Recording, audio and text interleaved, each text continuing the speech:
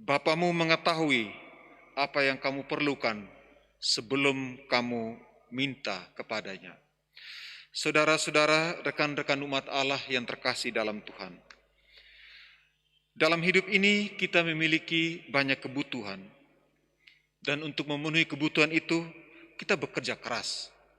Tetapi juga selain bekerja keras, kita juga berdoa, mohon kepada Tuhan agar kebutuhan-kebutuhan kita itu didengarkan dan dipenuhi atau dikabulkan oleh Tuhan.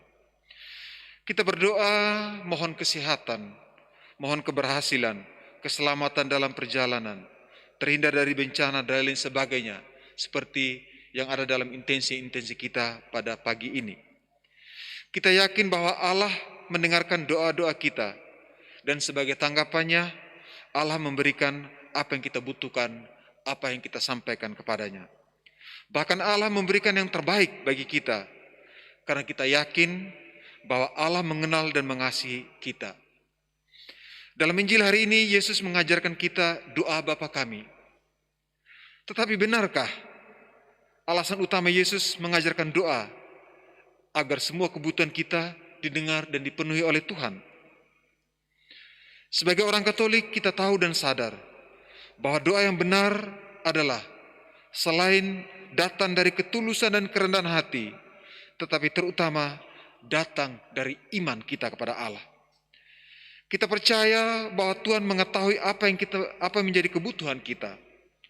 Tuhan tidak mempertimbangkan jumlah kata-kata yang kita ucapkan, seperti yang diceritakan dalam Injil hari ini. Tuhan tidak mempertimbangkan keindahan bahasa yang kita pakai. Bahkan Injil hari ini mengatakan, sebelum kita mengucapkan doa, Tuhan sudah mengetahui, Tuhan sudah memahami apa yang menjadi kebutuhan kita yang kita sampaikan kepadanya.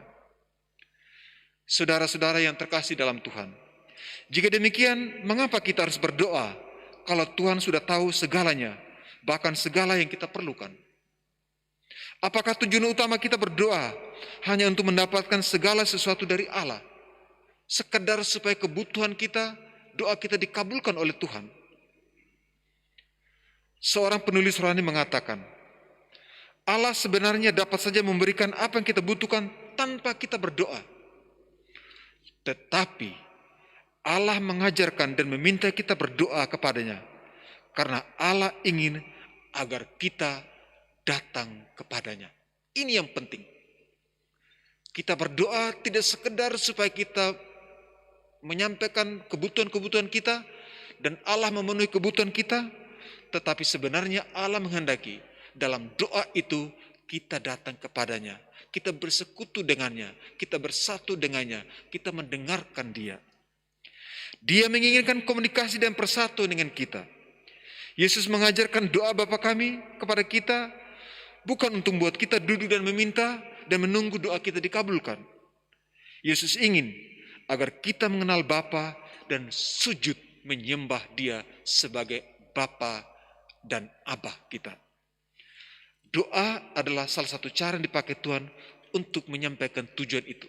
Karena Allah mempunyai tujuan supaya kita selalu bersatu, bersekutu dengan Dia. Dan Allah menjadikan doa tidak sekedar sebagai sarana pemenuhan kebutuhan, tetapi terutama sarana supaya kita semua semakin dekat dan bersekutu dengan Tuhan. Seorang ayah meminta bermain dengan anaknya. Ia menggenggam beberapa keping uang logam di dalam tangannya dan meminta anaknya untuk berusaha membuka jari-jarinya untuk mengambil uang logam itu. Sang anak yang duduk di pangkuan ayahnya berusaha mendapatkan uang logam dalam tangan ayahnya. Begitu anak itu berhasil mendapatkan uang tersebut, ia berteriak dengan gembira dan melompat turun berjingkrak-jingkrak. Sang ayah tampak senang dapat membuat anaknya tertawa dan bermain sambil duduk di pangkuannya. Uang logam itu sendiri tidak terlalu penting bahwa anaknya mendapatkan uang logam itu. Tapi yang terpenting bagi ayah tadi ialah rasa kebersamaan, keintiman hubungan yang terjalin antara ayah dan anaknya. Itulah doa yang sebenarnya. Ketika berdoa,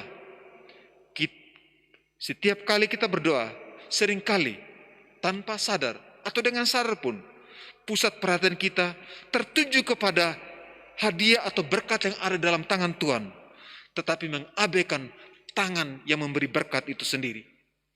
Kita berdoa dengan sungguh-sungguh untuk memperoleh pekerjaan, kebutuhan hidup sehari-hari, keselamatan dalam perjalanan, pemulihan kesehatan, dan lain-lain sebagai kebutuhan kita. Dan ketika kita memperoleh berkat Tuhan tersebut, kita menjadi sangat senang seperti anak kecil tadi. Tetapi selanjutnya, kita hanya sedikit berbicara kepada Allah dan kita larut dalam euforia kegembiraan kita.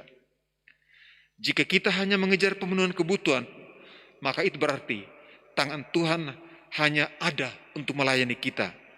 Melayani saat kita sakit, melayani saat kita membutuhkan makanan, melayani saat kita mencari pekerjaan, mencari pasangan hidup, atau menolong saat kita masa kritis kita.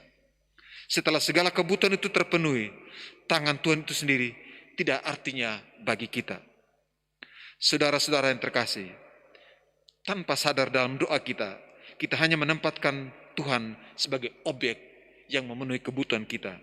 Tuhan kita anggap sebagai pembantu yang tahu segala kemauan kita, yang tahu segala kebutuhan kita, dan kita berharap Dia memberikan apa yang kita butuhkan.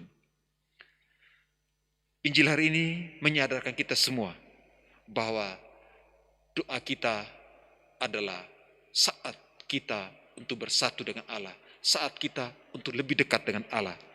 Maka marilah kita berdoa bukan sekadar untuk memenuhi kebutuhan kita, melainkan agar dalam doa kita semakin dekat, semakin mendengarkan, semakin intim dengan Tuhan sebagai sumber segala pemenuhan kebutuhan kita.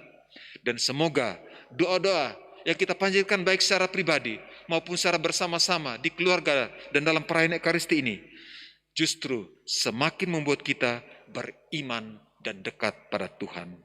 Amin.